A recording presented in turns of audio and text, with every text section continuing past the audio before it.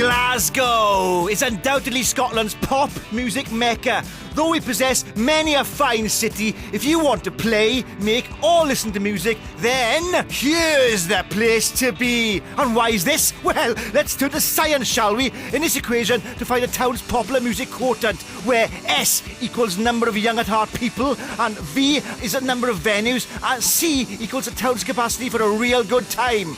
You'll see Glasgow scores something over 7 billion points, and that is science facts.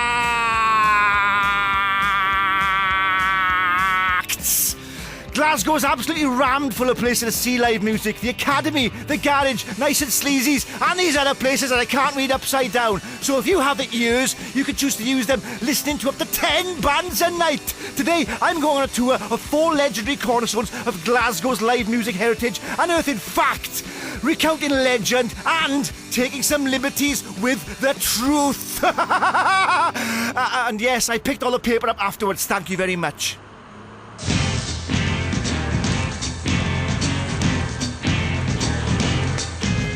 The first neon sign featured a man aptly with a barra, but this sign was described in such detail by Lord Haw-Haw during the Second World War propaganda broadcast, they feared the barras might get bombed, so they reluctantly removed that sign and eventually replaced it with a splendid edifice we see behind us now, which looks, to me, like it was dropped into Glasgow from 1950s Las Vegas. It has a superb sprung floor designed on a double helix configuration. Look at these wonderful teak flanges. The hall itself holds nearly 2,000 people, meaning it's big enough to generate what we call the crack, yet small and intimate enough to allow you to see the whites of the eyes and truly connect with the performer on the stage. Unlike some of the enormous stadiums that have a bar situated in an underground silo 7 kilometres away from the main stage, in the Barlands, the bar is just there, and the main stage is there, allowing you to have a pint and watch the band at one and the same time. Result: simply everyone's played here over the years. Dizzy Gillespie, Def Leppard, David Bowie, Bob Dylan, and even Lulu.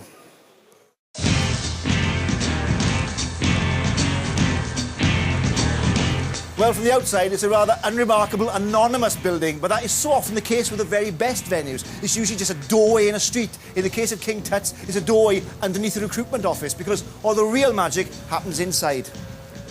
What a great percussive stage! And it's only big enough to just barely take me. And that's what I like about King Tut's. Stripped down, bare bones, shoebox-sized simplicity. A utilitarian venue with nothing in it apart from a 2-foot square floor, a stage, and a massive PA system. This is a proper venue. It even smells like a venue. This is where bands come to play before they sell out. On any given night, this place is rammed, or to use local vernacular, hoaching with people, all come to see the new kids on the block. Not the new kids on the block, that would be sick in the head. It's great to come to a venue, though, where you can literally touch the ceiling. Oh, God. Oh.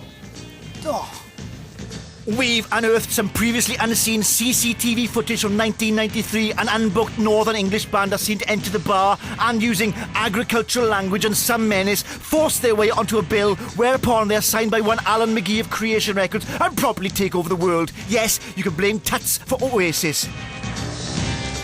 You'll also see in this wobbly close-up of the footage, Lulu orchestrating the whole thing from behind a steaming hot pie.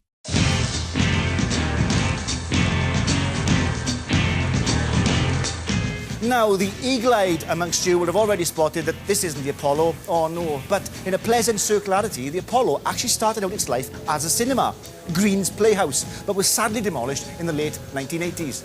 Estimates about the stage size itself range from 15 to 20 feet high, with 3-tiered seating to allow a crowd capacity of literally thousands. Everyone's played here, from AC/DC to Frank Zappa to Lou Reed to the Rolling Stones to Kraftwerk, who went down appallingly, Bob Hope, ELO, Neil Young, The Who, the Sex Pistols, the Rolling Stones, and, of course, the Wombles. An interesting fact about the Wombles is they were a man down due to food poisoning. A local impresario drafted in one Lulu to take the furry veil.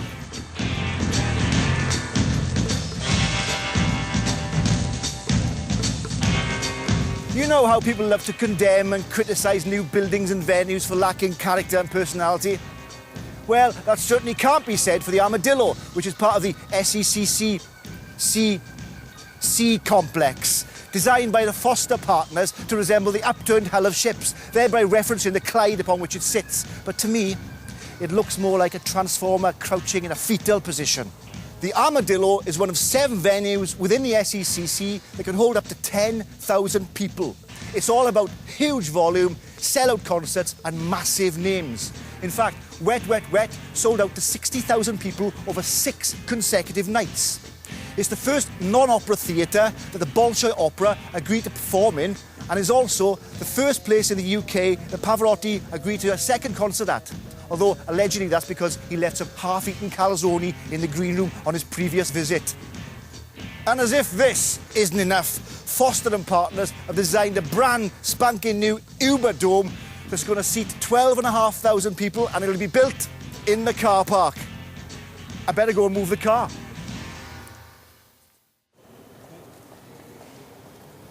Hello there. Hi there. Can I get 2 front row tickets for Lulu, please? Yes, certainly.